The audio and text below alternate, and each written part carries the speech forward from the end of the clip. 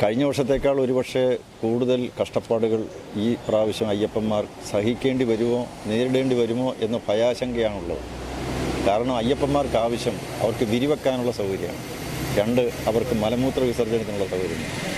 അതോടൊപ്പം തന്നെ അവരുടെ ആരോഗ്യം, അവരുടെ ആഹാരത്തിനുള്ള സൗകര്യം, ഇതൊക്കെയാണ് പരമപ്രാധാന്യം അറിയിക്കുന്നത്. അതിനെന്ത് ചെയ്തു? അവിടെ ധർമ്മശാസ്ത്രമാണ് അയ്യപ്പൻ. എല്ലാ കാര്യങ്ങളും അവർക്ക് സൗജന്യമായിട്ട് കൊടുക്കണം. ഭക്ഷണം കൊടുക്കണം, വെള്ളം കൊടുക്കണം, താമസിക്കാനുള്ള സൗകര്യങ്ങൾ ഉണ്ടാക്കി കൊടുക്കണം. ധർമ്മശാലകൾ പണിയാണ് ആവശ്യം. ധർമ്മശാസ്താവിൻ്റെ ഇടത്തിൽ ധർമ്മശാലകൾ ഉണ്ടാകണം. ഇവിടെ ഇപ്പോൾ കൂടുതൽ വൻ ഭീമമായ തുക ഈടാക്കിക്കൊണ്ടാണ് അയ്യപ്പന്മാർ മുറികൾ കൊടുക്കുന്നത്. അതുപോലെ തന്നെ ഏത് കാര്യത്തിനും പണം എന്നുള്ള നിലയ്ക്കിലേക്ക് ഒരു ഹോട്ടലിൽ പോയി കഴിഞ്ഞാൽ എന്ത് ദുരിതമാണ് അനുഭവിക്കേണ്ടി വരിക.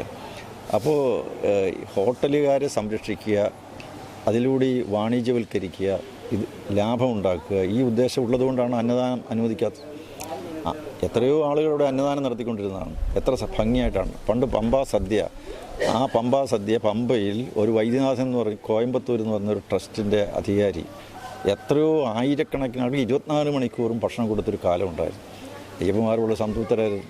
പക്ഷേ ഇപ്പോഴെന്താണ് സ്ഥിതി? ആരെയും അനുവദിക്കില്ല. നല്ല ആശുപത്രി നടത്താമെന്ന് സത്യസായി ട്രസ്റ്റുകാർ പറഞ്ഞിട്ടുണ്ട്. മാതാ അമൃതാനന്ദമയോടും പറഞ്ഞിട്ടുണ്ട്. എന്താ അനുവദിക്കാത്തത്? എത്രയോ ട്രസ്റ്റുകൾ, പബ്ലിക് ചാരിറ്റബിൾ ട്രസ്റ്റുകൾ എത്രയുണ്ട്. അവരൊക്കെ അവിടെ വന്ന് ശബരിമലയ്ക്ക് വേണ്ടിയിട്ട് കഷ്ടപ്പെടാനോ ബുദ്ധിമുട്ട് അനുഭവിക്കാനോ ഒക്കെ തയ്യാറാണ്. പക്ഷേ അയ്യപ്പന്മാരെ സ്നേഹിക്കാൻ, സേവിക്കാൻ, അവർക്ക് ആവശ്യമായുള്ള സൗകര്യങ്ങൾ ചെയ്തു കൊടുക്കാൻ തയ്യാറുള്ള ട്രസ്റ്റുകളെയും സ്ഥാപനങ്ങളെയും ഒക്കെ ഒഴിവാക്കി അവിടെ അയ്യപ്പന്മാരിൽ നിന്ന് പണം ഈടാക്കിക്കൊണ്ട് ഏതെങ്കിലും ഒരു കച്ചവട സ്ഥാപനങ്ങൾ നടത്തിക്കുക എന്നുള്ളത് മാത്രമാണ് ദേവസ്വം ബോർഡിൻ്റെ ചുമതല. അതുകൊണ്ട് ദേവസ്വം ബോർഡ് ചെയ്യുന്ന ഏറ്റവും വലിയ ക്രൂരതയാണ് അയ്യപ്പന്മാർ. അവിടെ അന്നദാനം അനുവദിക്കണം, അവിടെ കുടിക്കാൻ വെള്ളം കൊടുക്കണം, അവിടെ വരുന്നവർക്ക് ആവശ്യമായിട്ടുള്ള ചികിത്സാ സൗകര്യങ്ങളുണ്ടാകണം, വിരിവെക്കാനുള്ള സൗകര്യം ഉണ്ടാകും. പണ്ടൊക്കെ പമ്പയിൽ സ്നാനം ചെയ്യാൻ, തർപ്പണം ചെയ്യാൻ, പമ്പ വിളക്ക് നടത്താൻ, പമ്പ സദ്യ നടത്താൻ അയ്യപ്പന്മാർക്ക് സൗകര്യം ഉണ്ടായിരുന്നു.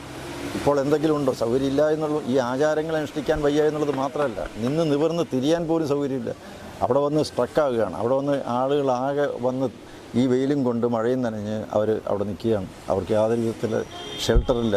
ഈ വക കാര്യങ്ങൾ അവിടെ വേണ്ട സ്ഥല സൗകര്യങ്ങൾ വർദ്ധിപ്പിച്ച് അവർക്ക് ആവശ്യമായിട്ടുള്ള സൗകര്യങ്ങൾ ഉണ്ടാക്കി കൊടുക്കാനാണ് ദേവസ്വം ബോർഡ് ശ്രമിക്കേണ്ടത്. ഏത് കാര്യം ചോദിച്ചാലും സർക്കാരിനോട് ചോദിക്കട്ടെ എന്നാണ് പറയുന്നത്. സർക്കാർ ഒരു മതേതര സർക്കാരാണ്. എന്തിനാണ് സർക്കാരിൻ്റെ അടുക്കൽ പോകേണ്ട കാര്യം? ദേവസ്വം ബോർഡ് സ്വയം ഭരണാധികാരമുള്ള ഒരു ബോർഡാണ്. ആ ബോർഡിന് തീരുമാനങ്ങൾ കൈക്കൊള്ളാൻ കഴിയില്ലേ? ഇവിടെ അയ്യപ്പന്മാർ ഓരോ വർഷവും 100 കോടിയിൽ പരം രൂപ കൂടുതൽ കൊടുക്കുന്നുണ്ട്.